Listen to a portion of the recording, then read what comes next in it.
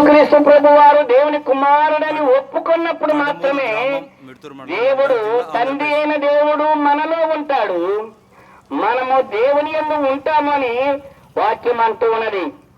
అలాగే యోహాను రాసిన మొదటి పత్రిక 5వ అధ్యాయం 5వ వచనం, యేసు దేవుని కుమారుడని నమ్మవాడు తప్ప లోకమును జయించువాడు మరి ఎవడు అని వాక్యము వ్రాయబడి ఉన్నది.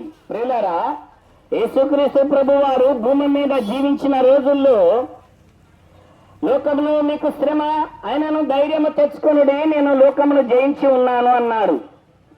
మనము లోకమును జయించాలి అనగా లోకంలో ఉన్న శరీరాశ, నేత్రాశ, జీవపు డంబాలను జయించాలి మనము యేసుక్రీస్తు ప్రభు వారు దేవుని కుమారుడని నమ్మడమే.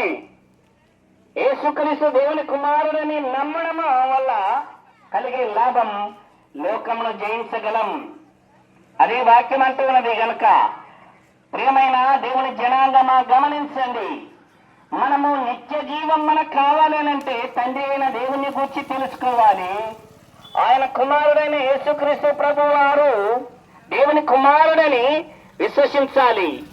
యేసుక్రీస్తు ప్రభు వారు దేవుని కుమారుడని నమ్మడము, విశ్వసించడము, ఒప్పుకొనడం ద్వారా మనము నిత్య జీవము పొందుతూ ఉన్నాం, రక్షింపబడుతూ ఉన్నాం.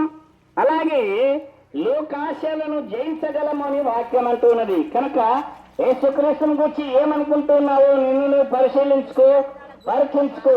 వాక్యము చెప్పిన రీతిగా యేసుక్రీస్తు ప్రభు వారు దేవుని కుమారుడని నమ్మి విశ్వసించిన ఎడల నీవు రక్షింపబడదువు. ఆ రక్షణ నిత్య జీవమునకు నిన్ను చేర్చే రక్షణ.